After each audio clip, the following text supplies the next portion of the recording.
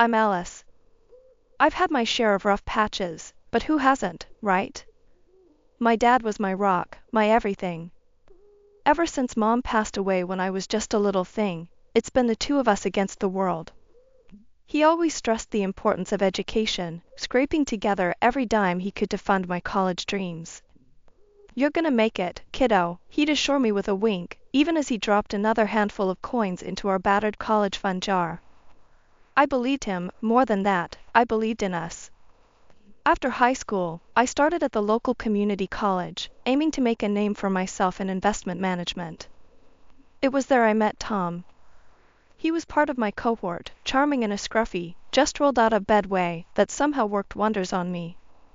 We clicked instantly, stealing glances during lectures and sharing jokes over lukewarm cafeteria coffee. Then the ground beneath me crumbled. Dad passed away unexpectedly. No warning, just gone. And like a house of cards in a breeze, our financial security fluttered away too. Turned out, the college fund was more hope than reality. With Dad gone, not only was I missing him and his guidance, but I also faced the stark truth that my college days were numbered. I managed to scrape through my first year on remnants and resilience, but had to drop out as the money dried up. Dad had left me the apartment, a small 3-bedroom in a worn-down part of town. It wasn't much, but it was home. Tom first came over to the apartment on a chilly evening, his hands stuffed in the pockets of his faded jeans. "You live here alone, Alice?" he asked, scanning the room where the wallpaper peeled gently at the corners. "Yeah, just me now," I replied, trying to smooth down a particularly rebellious strip of wallpaper. "It's not much, but it's what I've got." He watched me for a moment, then stepped closer, taking my hands in his. "Let's get married, Alice. I want to take care of you. Let's start our life right here." It was sudden, sure, but nothing in my life had ever been planned out, so why start now? "Okay, Tom," I said, and it felt right. We didn't wait long. The wedding was as modest as they come, held at the city hall, with a couple of friends as witnesses. Tom's parents didn't show, they'd never really approved of me. "Too plain," they'd whispered, thinking I couldn't hear.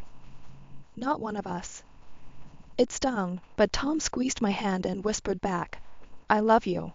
That's all that matters."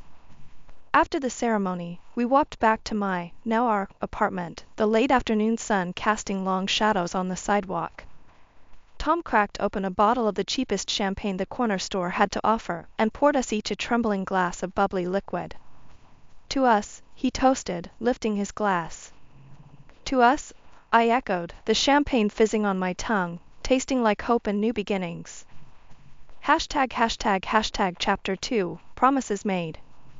Tom and I had an agreement. He'd hit the books, while I paid the bills.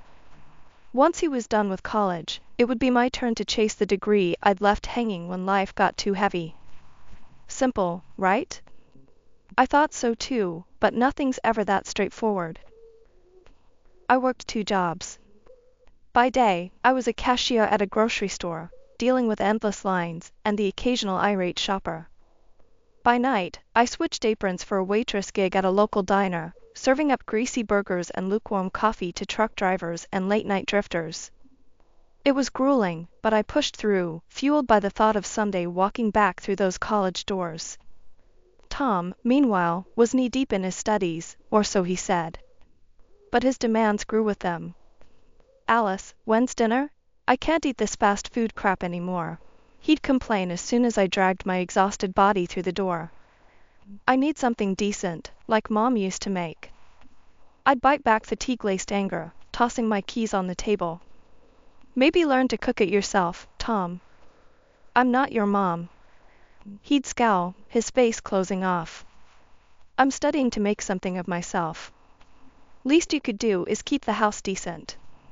His words would slice through the weariness, sparking a fire in my chest. Yet, I'd swallow the retort, fearing the crack it could cause in our already fragile agreement. Tom's parents were no help. They were educated, polished, a stark contrast to my high school diploma and diner-stained uniform. They barely acknowledged me, and on the rare occasions they did, it was to offer a backhanded compliment or a thinly veiled critique. You would understand this if you had finished your education, dear, Tom's mother would say, sipping her perfectly brewed tea as she glanced over the top of her glasses. Tom didn't defend me. He just nodded along, soaking up their words like gospel. More and more, he'd spend nights there, escaping our cramped apartment and the responsibilities it housed. One evening, as I scrubbed the diner's grease from under my nails, Tom dropped another bomb. I'm staying at my parents' tonight. Need a real study environment and a good night's sleep. I slammed the bathroom cabinet a little harder than necessary. Fine. Do what you gotta do. The words were sharp, stung with all the things I couldn't say. As the days bled into months, I found solace in my routines, the repetitive tasks of my jobs allowing me to zone out the mounting frustrations at home. I was a robot, moving through the motions, scan items, smile, serve food, clean up. Rinse and repeat. One particularly long night, I came home to an empty apartment, no Tom, no apologies, just a note. Gone to study. Make sure dinner's ready tomorrow. I crumpled the note, the paper cutting into my palm. Alone in the dim light of our kitchen, I allowed myself a moment to really feel it all, the exhaustion, the loneliness, the simmering anger. I leaned against the counter, eyes closed, a silent tear escaping despite my best efforts. After years of grinding through 2 jobs and watching Tom bury himself in his books, the day finally came when he graduated. Tom landed a job almost immediately at a prestigious company, and the news brought a breath of fresh air into our strained lives. His new job came with a paycheck that felt like a lottery win compared to my nightly tips at the diner. I remember sitting across from him at our small kitchen table one evening, the excitement bubbling up inside me. So, with your new job, I was thinking it might be time for me to cut back at work and start looking at programs. You know, to pick up where I left off, I said, trying to keep my voice steady, laden with hopes and dreams long deferred. Tom didn't look up from his plate. Alice, we can't afford that. Every penny has to be accounted for, and with the way things are, you know how tight the budget is. His fork clattered against the plate, a harsh sound that matched his words. I leaned back, my heart sinking, but not yet defeated. I could keep one job, maybe just the day shifts. We'd still have a steady income, and I could manage night classes. He shook his head, his voice firm, dismissive. Just forget about college, Alice. We need stability, not more debts. It's not practical. The conversation ended there, but the argument continued in my head for days. Before I could press the issue further, I found out I was pregnant. Our daughter, Lily, became my new priority, and college faded into the background, a dream dissolved. Raising Lily was a joy, but it was also another chain tying me to routines and responsibilities I hadn't chosen alone. I continued working at the grocery store, my dreams shelved like the products I stocked. Tom's criticisms didn't stop with my shelved education, they seeped into my parenting. You're not doing it right, Alice. She needs to learn proper manners, not whatever it is you're trying to teach her, Tom would say, barely looking up from his phone. I remember holding Lily close, whispering promises to her that I'd begun to doubt I could keep. It's okay, baby. Mommy's here. As Lily grew, Tom's parents became more involved, their influence overshadowing mine. They paid for a fancy preschool, and every school event was an exhibition of their grandparental pride. One evening, Tom coldly explained a new rule. Alice, it's best if you don't come to the school events. The teachers, they have a certain expectation of family. We can't ruin Lily's opportunities. I felt the sting of those words, a slap, dressed up as paternal concern. So, what am I supposed to do?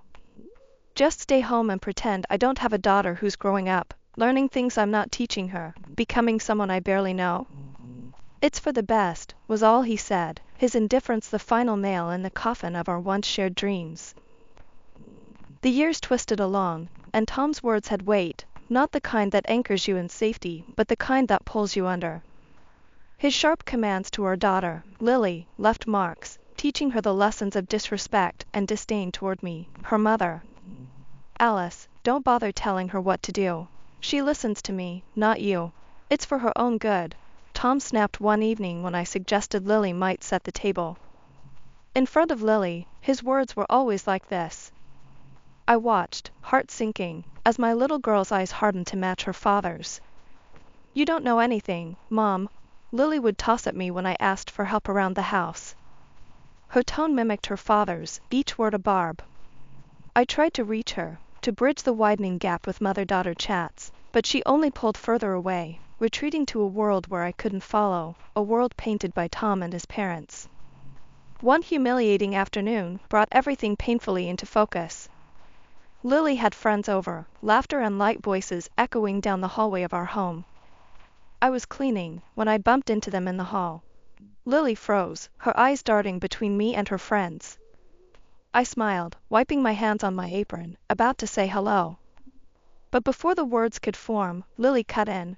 "Oh, this is just our housekeeper." Her friends nodded, barely giving me a second glance as they shuffled past into Lily's immaculately kept room, off limits to the likes of me. The door clicked shut, and the muffled bursts of teenage giggles were like needles to my chest.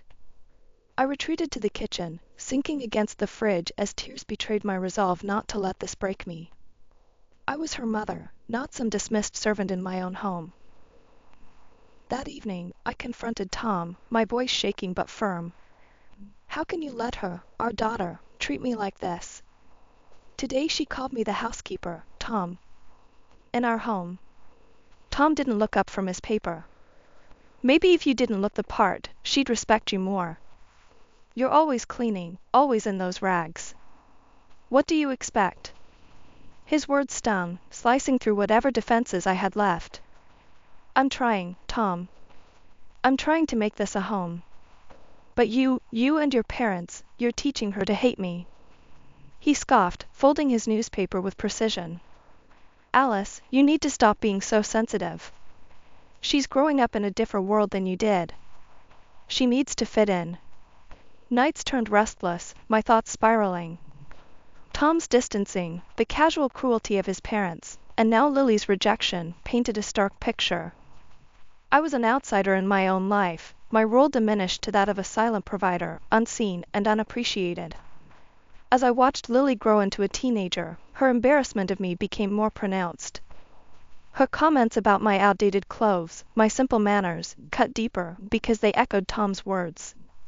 She was ashamed to be seen with me, her mother, who had sacrificed everything only to be rendered invisible. Turning 37 wasn't supposed to be a milestone, but I had hoped it would be a turning point for something better, something kinder.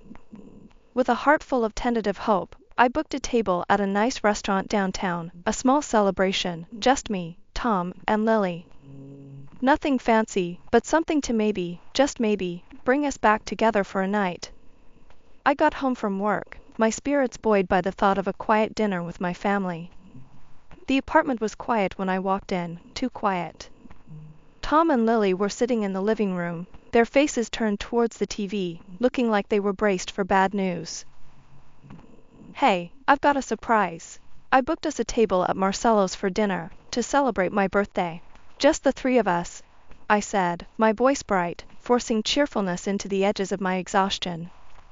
Tom turned off the TV and looked at me, an eyebrow raised, a smirk playing at the corner of his lips. "Alice, seriously? You think we want to go out and celebrate with you?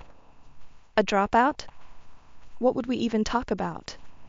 Tom's words were casual, but they cut deep, his smirk turning into a sneer. "Yeah, Mom, it's kinda embarrassing. You wouldn't even know which fork to use," Lily added, her words echoing her father's disdain. I felt my face flush, the sting of their words like a slap. "I just thought we could be a family, for tonight." Tom laughed, a harsh, mocking sound. "A family? With you making a fool of yourself? No thanks. Actually, here's my gift to you." He stood up, walked over to his briefcase, and pulled out an envelope, tossing it onto the coffee table with a dramatic flourish. Confused, I picked it up, my hands trembling.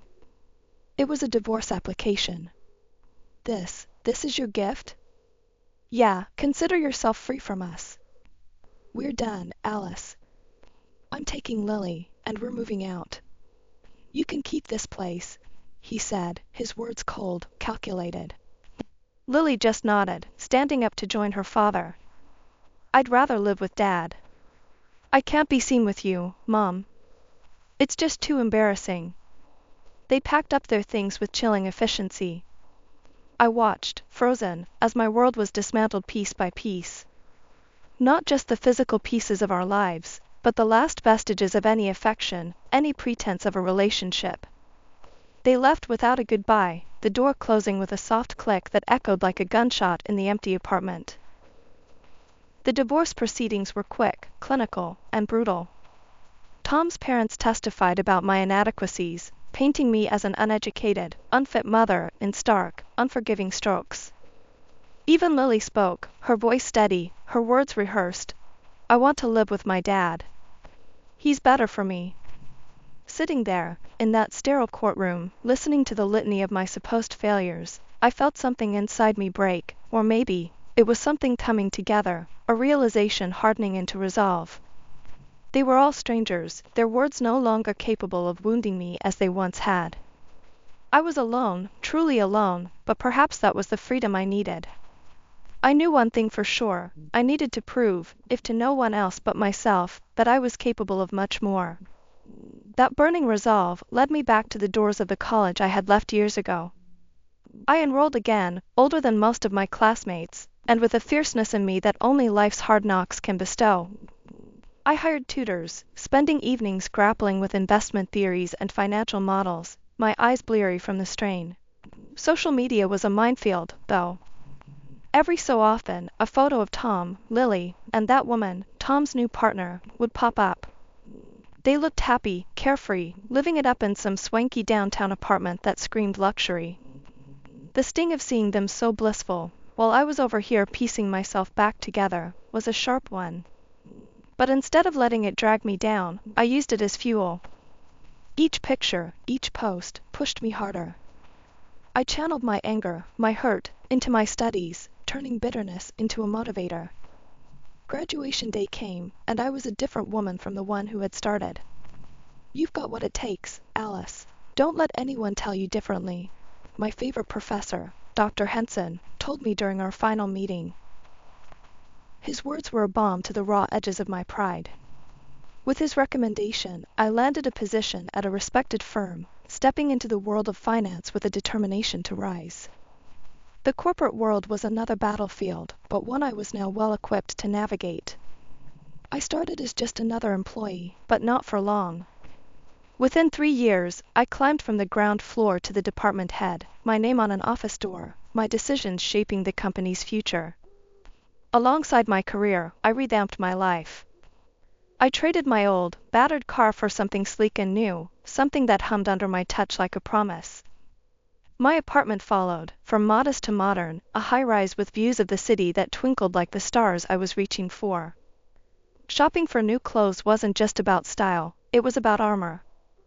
Each piece, whether a sharp suit or a sleek dress, was chosen to project the new me, the competent, capable businesswoman. My hair, once always pulled back in a practical ponytail, now fell in stylish waves or was pinned up in chic designs that said I cared about every detail. Only my closest friends knew the extent of my transformation. You're doing what you were meant to do, Alice. It's like you've finally found your stage. My friend Jenna told me over coffee one day, her eyes wide as she took in the changes.